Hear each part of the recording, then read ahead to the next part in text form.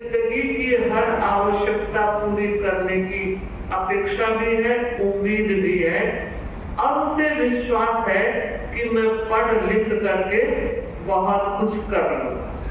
How to earn हमारी शिक्षा हमें बताती, लेकिन मैं बताना चाहूंगी हाउ टू लिव। अर्थ के साथ साथ लिविंग सिस्टम को भी हमें समझना है। जीवन विज्ञान जीने की कला सिखाता है। एक कवि ने कहा है, ध्यान दीजिए, ध्यान दीजिए, यह अनमोल जिंदगी कहीं बन न जाए बला। ध्यान दीजिए, यह अनमोल जिंदगी कहीं बन न जाए बला। उससे पहले आओ सीख ले जीने की कला। उससे पहले आओ सीख ले जीने की कला। सच में न केवल विद्यार्थियों के लिए, न केवल टीचर्स के लिए और न केवल व्यवस्थापकों के लिए, मैं ऐसा सोच रही हूँ हर एक व्यक्ति के लिए यह एक ऐसा सुगम पथ है जिस पथ पर चरण गतिमान अगर कर लिए तो आगे बढ़ने से कोई रोक नहीं सकता। सुना होगा आप लोगों ने, हमने पढ़ा है, सुना है, एक 3 वर्ष का बालक भारत के पूरे संविधान को यूं फटाफट बोल देता है, आश्चर्य होता है। मैं बताना इस संदर्भ में चाहती हूं कि हमारे बच्चे जन्म के साथ IQ लेकर आते हैं, पर आज जो हम देख रहे हैं न्यूज़पेपर्स आदि में पढ़ रहे हैं, एक वकील, एक डॉक्टर, एक इंजीनियर, एक जज हाईली ग्रेजुएशन और हाई पोस्ट पर रहते हुए सुसाइड कर लेते। क्यों? कभी विचार किया? मुझे लगता है IQ तो बहुत अच्छा था मगर EQ की कमी थी। आज जो जरूरत है वो भावात्मक संतुलन की जरूरत है। व्यवस्थाएं अपना काम करती है, परिस्थितियां अपना काम करती है, मगर इंसान का विवेक, उसका दिया इस तरह जलता रहना चाहिए कि परिस्थिति कैसी भी आए मैं पार कर लूंगा। और यह तब संभव होता है जब इमोशनल पावर उसके पास होता है। सोचे, विचार करें, चिंतन इस संदर्भ में किया जाए कि क्या हम भावनात्मक इंटेलिजेंस को बढ़ावा दे रहे हैं? क्या हमने कभी इस बारे में सोचा है?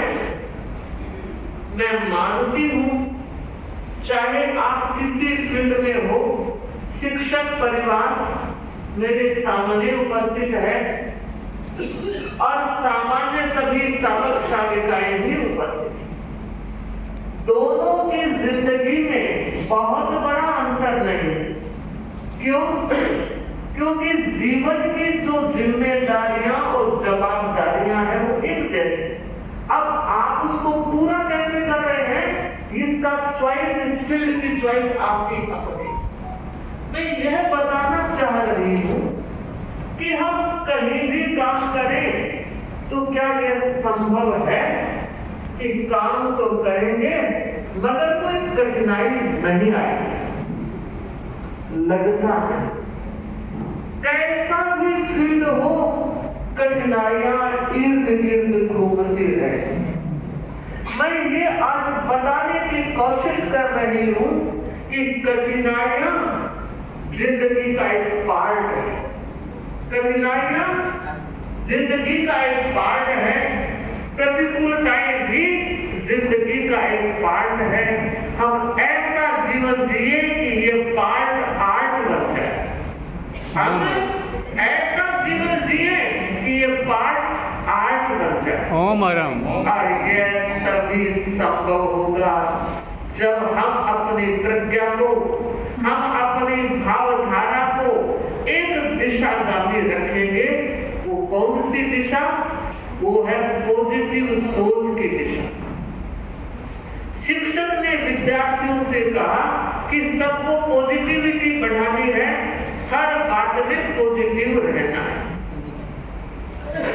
एक विद्यार्थी ने कहा, गुरुजी क्या आपको पता लगता है हम में से कितने पॉजिटिव विद्यार्थी हैं और कितने नेगेटिव हैं?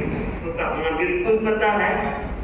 तो सर हमें बताइए, और ऐसे नहीं ये नेगेटिव है या ये पॉजिटिव है, ऐसे नहीं, प्रैक्टिकल हमें बात गले उतरनी चाहिए कि सर ने जो कहा वो सच है, ये पॉजिटिव व्यक्ति है या नेगेटिव व्यक्ति। चैलेंज था, चुनौती थी, मगर शिक्षक वही जो हर चुनौती को झेल सके और रास्ता क्लियर कर सके, क्योंकि उसकी जवाबदारी और उसकी जिम्मेदारी बहुत बड़ी है। आप जानते हैं इंजीनियर की कोई गलती रही तो एक मकान में छुप जाएगी, वकील की कोई गलती रही तो एक फाइल में छुप जाएगी, और डॉक्टर की कोई गलती रही तो वो एक जिंदगी में छुप जाएगी। मगर शिक्षक की गलती हुई तो पूरे समाज को वो तबाह कर सकता है और पूरे समाज को वो दिशा भी दे सकता है। इसलिए आज आप लोग जो मेरे सामने हो, बहुत बड़ी महत्वपूर्ण पोस्ट है आपकी। जिम्मेदारी और जवाबदारी के क्षेत्र में बेशक आप कमाने के लिए पेशा कर रहे होंगे, मगर नहीं, आपको ऐसा होगे जिन्होंने मुझे ऐसा रास्ता दिया और हर परिस्थिति में मुझे जूझने का साहस और हिम्मत भी पैदा करने का प्रयास किया। उस गुरु ने 2 क्षण विचार किया और 2 बच्चों को खड़ा किया। पहले एक बच्चे को बुलाया और पूछा, भैया मुझे एक बात बताओ, ये दुनिया कैसी है? सामान्य सा प्रश्न था, ये दुनिया कैसी है और तुम यहाँ क्या करना चाहते हो? समझ रहे हैं प्रश्न? दुनिया कैसी है और तुम क्या कर सकते हो, क्या करना चाहते हो? उसने कहा, गुरुजी क्या बात कर रहे हो? दुनिया में तो अंधेरा ही अंधेरा है, दुनिया में अंधेरा ही अंधेरा है। 12 घंटे अंधेरा, 12 घंटे उजाला, फिर 12 घंटे अंधेरा, 24 घंटे तो अंधेरे में रहता हूं, कर ही क्या सकता। अच्छा बैठ जाओ बेटे, बहुत अच्छा उत्तर दिया। अब एक दूसरे व्यक्ति को खड़ा किया, विद्यार्थी को, और पूछा, बेटे तुम्हारी क्या विचारधारा है? प्रश्न मेरा वही है, ये दुनिया कैसी है और तुम क्या कर सकते हो? उसने कहा, गुरुजी मैं सौभाग्यशाली हूं कि हिंदुस्तान की धरती पर मुझे जन्म लेने का मौका मिला, और जिस धरती पर ऋषि और कृषि दोनों परंपराएं पनप रही है। कृषि स्वास्थ्य को स्वस्थ रखती है और ऋषि भाव और मन को स्वस्थ रखती है। ऐसी परंपराओं वाले देश में मुझे जन्म लेने का मौका मिला, तो ये मेरा बहुत बड़ा सौभाग्य है। और आप पूछ रहे हैं दुनिया कैसी है, तो मुझे लगता है इस दुनिया से अच्छी और दुनिया क्या हो सकेगी, जहां उजाला ही उजाला है।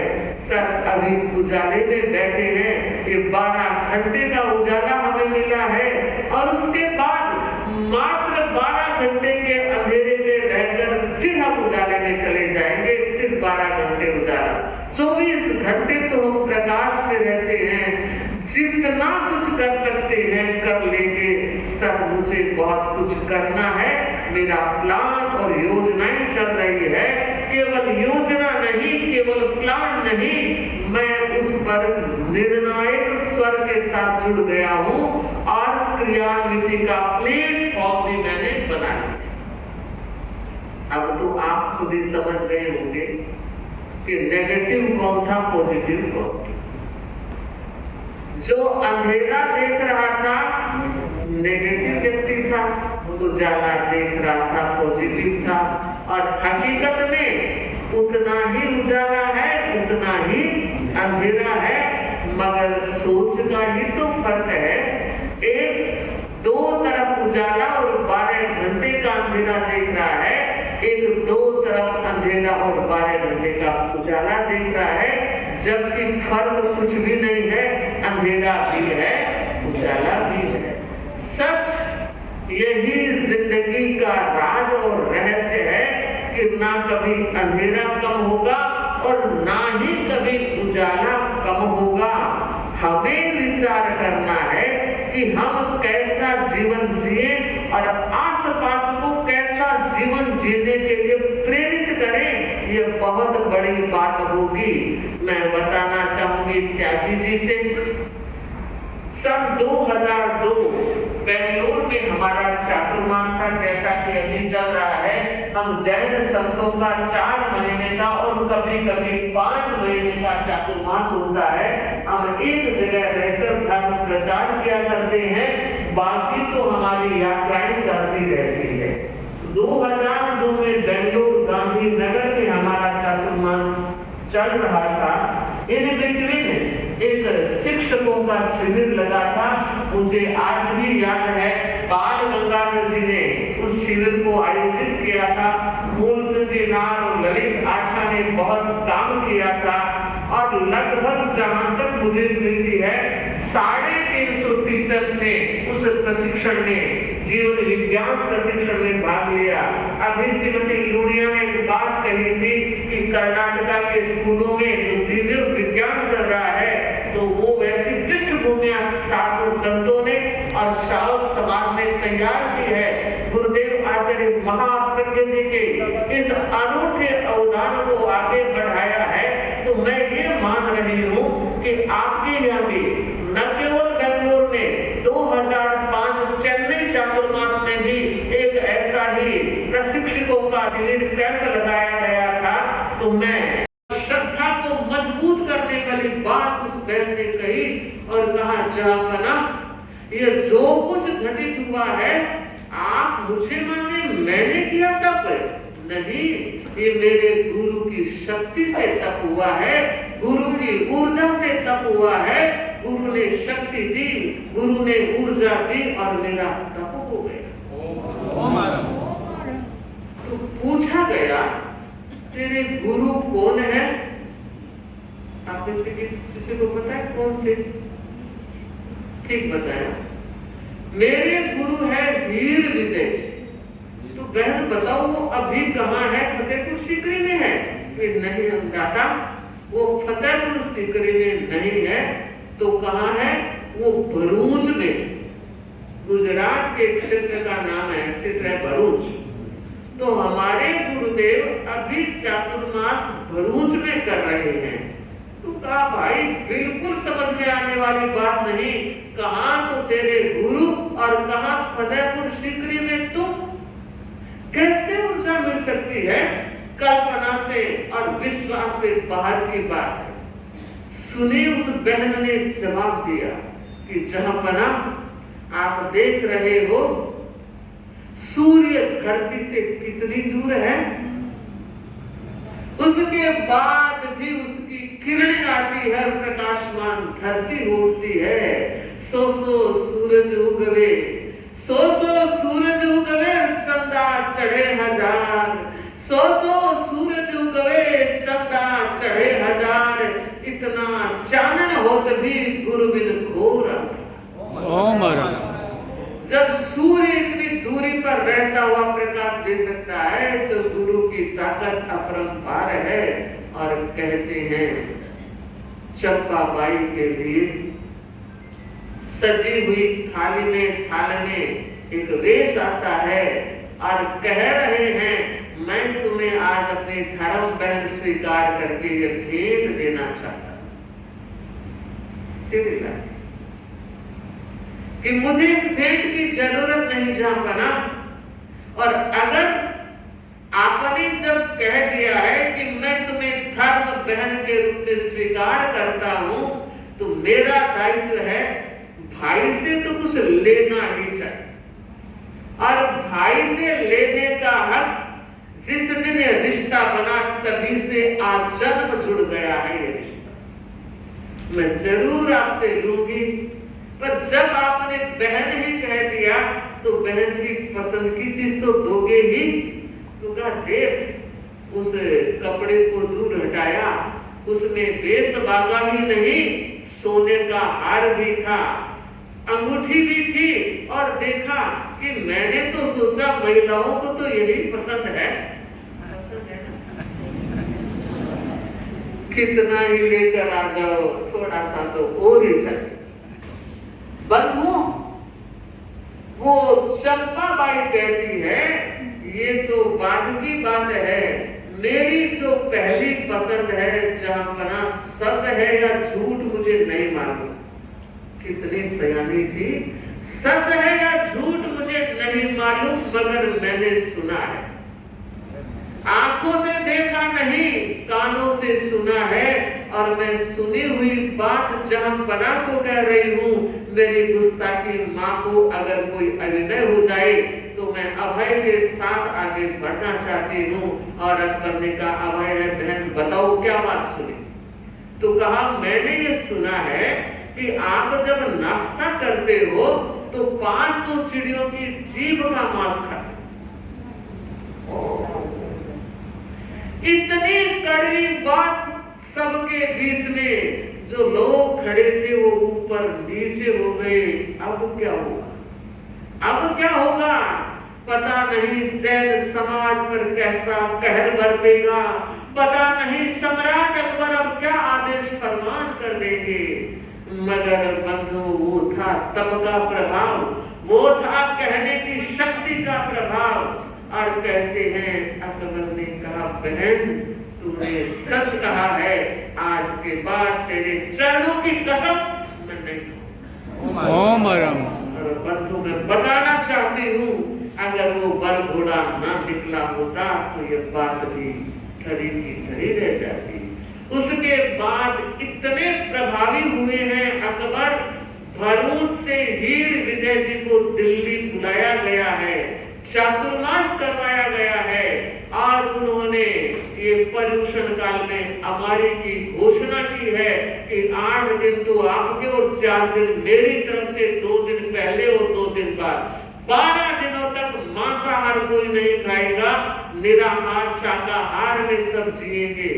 घटना और भी ज्यादा है। आओ विचार और मन का धरातल स्वच्छ नहीं होगा, ये बाहर की गंदगी आदमी बढ़ाता ही रहेगा।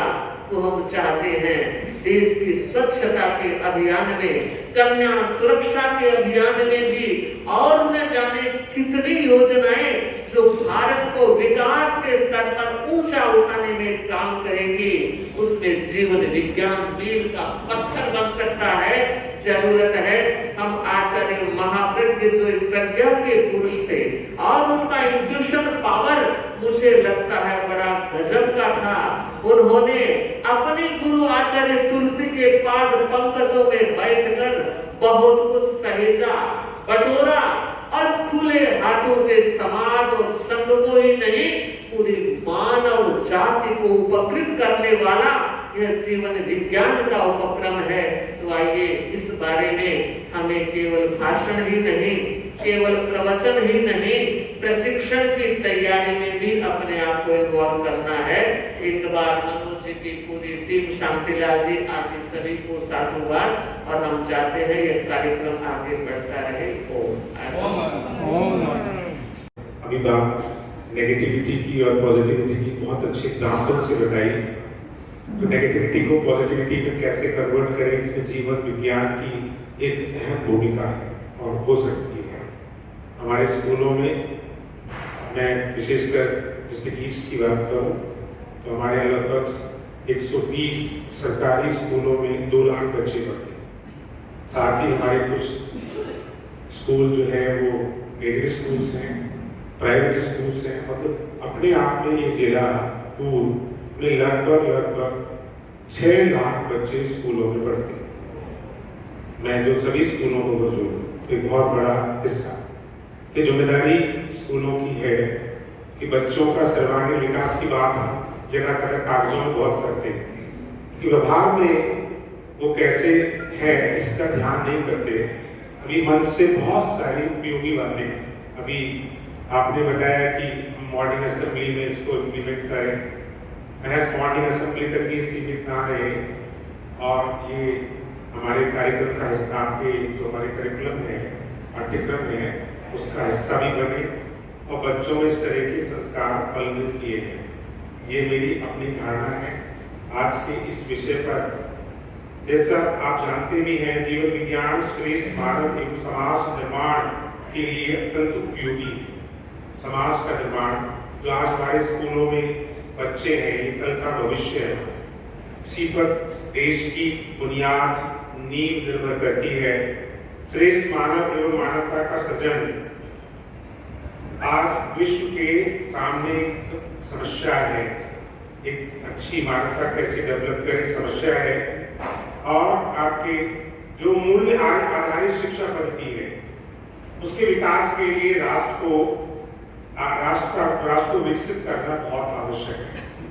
मैं अपने अनुभवों से बताऊं, अभी कर्नाटक राज्य के बारे में बताया गया, साध्वी श्री जी ने भी वहाँ का एग्जाम्पल दिया कि बहुत पहले शिविर हुआ, तो यहाँ भी हमारे पास भी मानव संसाधन की कोई कमी नहीं है। इस दिशा में हम निश्चित तौर पे आगे बढ़े। और मुझे एक्चुअली हमारे निदेशक महोदय को यहाँ आना था, श्री हिमांशु गुप्ता जी को, जो डायरेक्टर एजुकेशन, तो बहुत ही अलग तरह के IAS ऑफिसर हैं। बच्चों के प्रति, हमारे शिक्षकों के प्रति, समाज के प्रति जो उनका लगाव है वो बिल्कुल इतर है। अन्य प्रशासनिक अधिकारियों के कंपैरिजन में उसमें बिल्कुल भिन्नता है। मैंने भी लगभग 30 साल से अधिक सेवा में इस देश के लगभग 14 राज्यों में नौकरी करने का मुझे मौका मिला। तो मैंने बिहार में, नॉर्थ ईस्टर्न स्टेट्स में, मध्य प्रदेश में, राजस्थान में, हिमाचल प्रदेश में, और मैं रहा हूँ जो हमारा नेशनल ओपन स्कूल NIOS है, उसमें उन बच्चों के लिए काम किया जो बच्चे स्कूल नहीं जाते, जो गली में रहते हैं, जो आउट ऑफ स्कूल्स हैं, स्ट्रीट चिल्ड्रन हैं, उसके लिए भी काम करने का मौका मिला। रीजनल डायरेक्टर NIOS धर्मशाला हिमाचल प्रदेश। तो मैंने बड़े क्लोज कॉर्नर से देखा।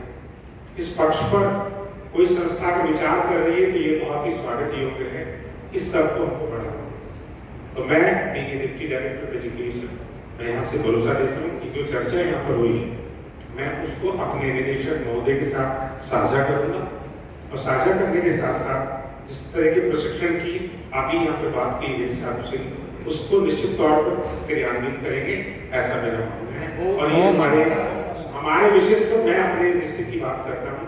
डिस्ट्रिक्ट में पढ़ने वाले 5-6 लाख बच्चों के भविष्य के लिए बहुत उपयोगी होगा। अभी आपने देखा है, अक्सर समाचार पत्रों में आता है कि कोटा एक जगह है राजस्थान में, वहाँ पर बहुत सारे कोचिंग इंस्टीट्यूट हैं कि इतने बच्चों ने सुसाइड कर लिए। तो बच्चे अभी हमारे माँ बाप, बच्चों के माँ बाप, अभिभावक, शिक्षक, समाज के प्रबुद्ध लोग इस तरफ ध्यान देने की बहुत जरूरत है। खाली कागजी शिक्षा, अभी साध्वी श्री ने कहा था कि हमें जो है खाली how to earn is not important now, how to live is important. How to live, तो it should be done with the efforts of all teachers, educators, parents in the schools।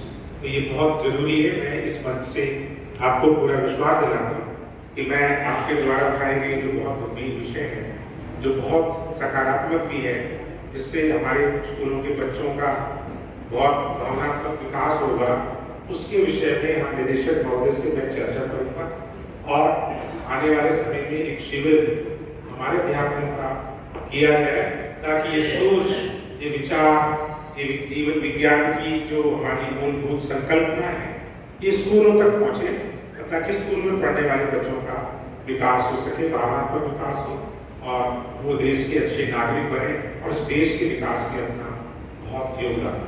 धन्यवाद।